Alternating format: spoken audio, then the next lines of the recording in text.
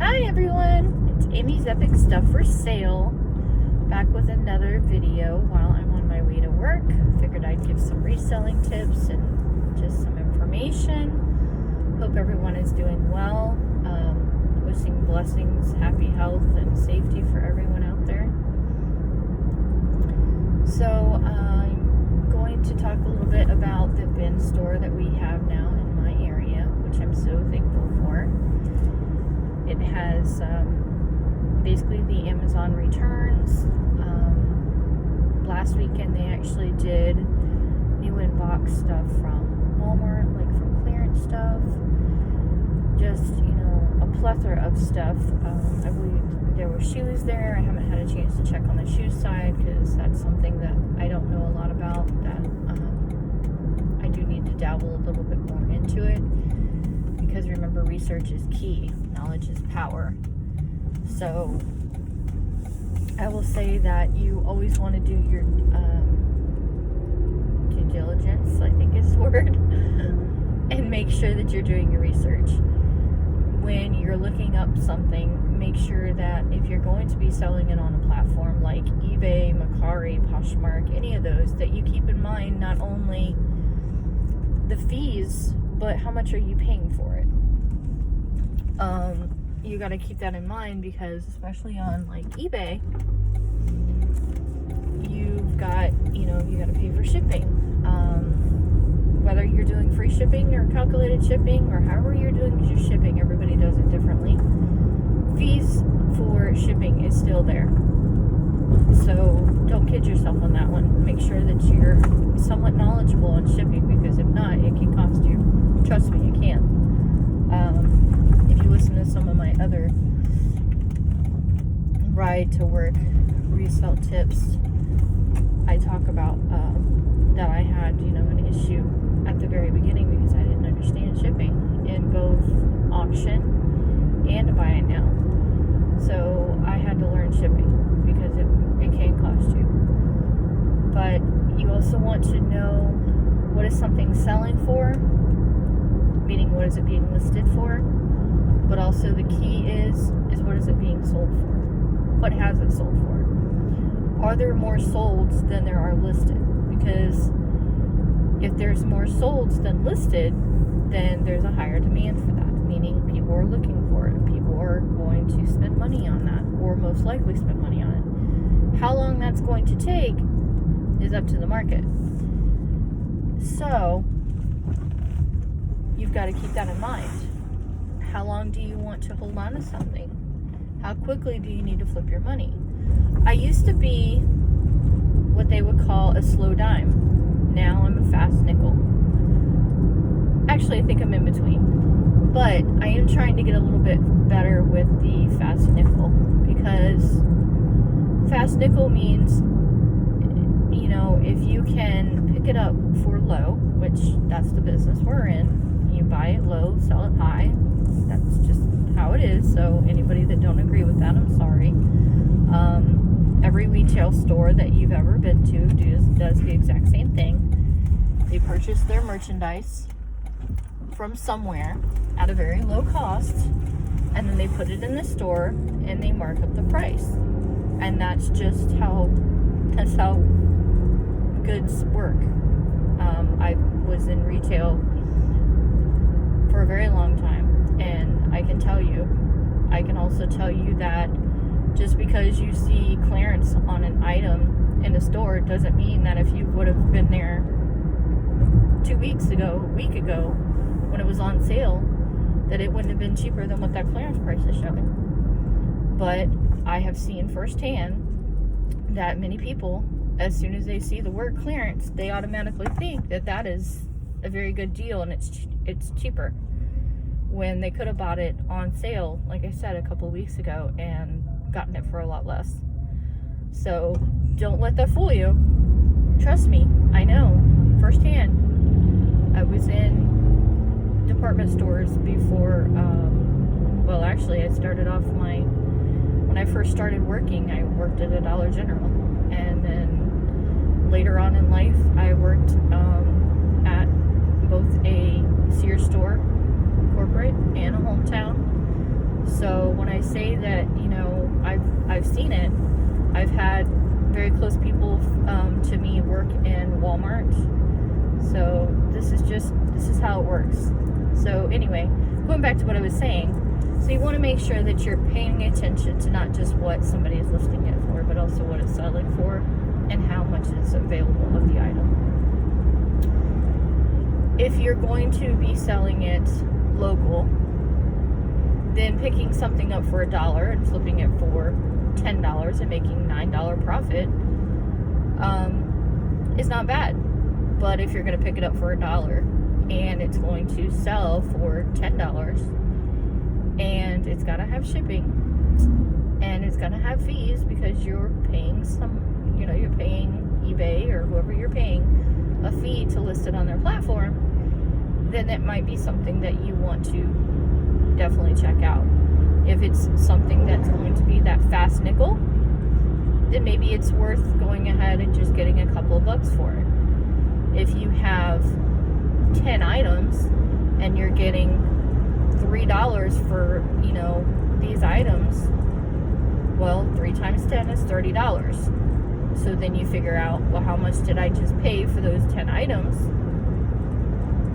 It might be worth it because you're going to times that profit, even if it's only $3 times however many times it's going to sell. But again, how many are listed? What are they selling for? These are things you want to pay attention to.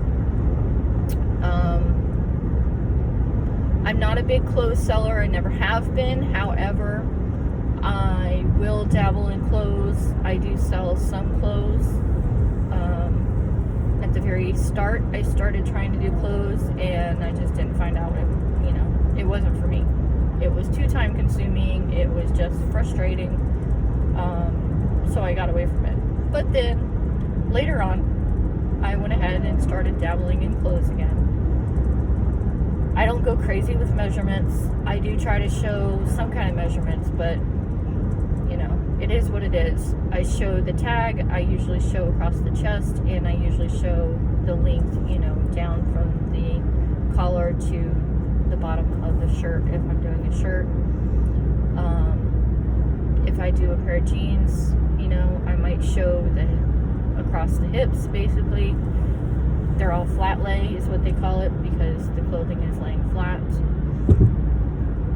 I may show how long it is, but I'm not going into a lot of detail. I show the tag, and if you were going to pick it up in a store, you would be going by the tag.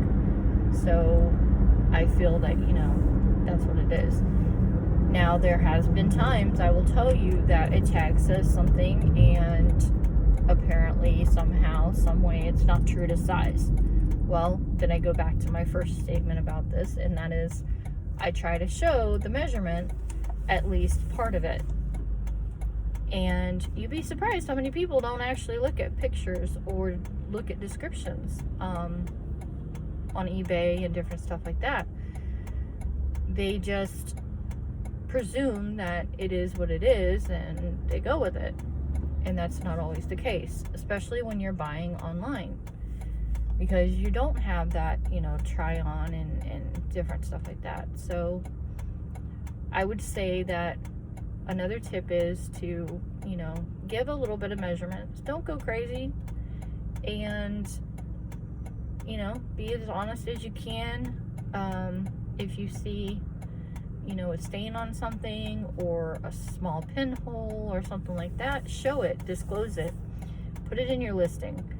I have seen many resellers sell things that have had issues. Now, I'm not talking about completely destroyed, item. I'm talking about, small damage or small type stuff. Same thing with what we call new old stock, which is NOS. New old stock is, it could have been in a store and it was pulled off the shelf for whatever reason, clearanced out, but there might be damage on the box. So it would be like new other. Shout out to Nurse Flipper, the Nurse Flipper cat. We had this discussion actually yesterday, I believe it was, and we were were talking about, you know, if you have something that's new in box, you know the item hasn't been out of the box, but yet the box is, you know, not in perfect condition, you know, it's got crushed areas, but the product is fine, or it's got creases, or, you know, different stuff like that. How would you list it? Because I have had in the past where I have put something was new, but yet the box was damaged, and even though I've disclosed everything about the item, somebody has said, you know, this isn't new. Well, it's new in box, it's never been taken out, but the box is not in perfect condition, which was in the description, showed in the pictures. So then I'm like, okay, well, maybe I should put it's used, but it's not used. It's never been out of the box, right? So, you know, what do? You take it out of the box and then you say it's used? Or you leave it in the box and they just get a bad box, you know? But yet a new product. So it's really hard to tell. Sometimes eBay will, especially eBay, I'm not sure about the other platforms for sure, but sometimes eBay will give us an option of saying new other or open box, meaning, you know, it could be new in the box, but yet the box was open. Sometimes that's just to verify the item, you know, different things like that. But then other times we get new or used. Okay, well, it is new, it's in the box, never been out. But the box has been kind of used because it's been sitting on a shelf, you know, whatever happened to the box, you know, it's got some damage. But is it really used if the box is damaged? And then is it really new if the box is damaged but the item is new? I don't know. I mean, feel free to comment if you guys have a comment on that. But, so, check your listings, check your conditions, make sure that you're disclosing the information. Something else I will tell you is when you're doing your pictures, I have found that at least your first picture having a white background is helpful. Now, it has been said that when Google picks up your product, if it has a white background, it gets picked up for Google Shopping. And there are some times that people are looking on Google and, you know, an item will pop up that they're looking for, that they didn't actually go to whatever platform it's on, but it shows on Google because, you know, everybody goes to Google these days. So I would say, yes, it's worth having a white background, at least on your first picture. Now, I'm not saying go crazy and have white backgrounds on all 12 pictures or however many it is that eBay gives us now, or Macari or Poshmark. But it might be worthwhile to make sure that your first picture has a white background. If it doesn't have a white background, then at least a background that makes the product clear. Make sure you're zooming in to different areas with your phone, your camera, however you're taking your pictures for your listings. Because again, you're trying to give as much looking at an item online as you can possibly give. Because that's going to limit any kind of returns or anything like that if they looked at the pictures, right? Exactly. So I would say, you know, definitely you want to do that. Well, it looks like I'm almost to work. So, as always, this is Amy's Epic Stuff for Sale. God bless everyone. Take care, and we'll talk later. Bye for now.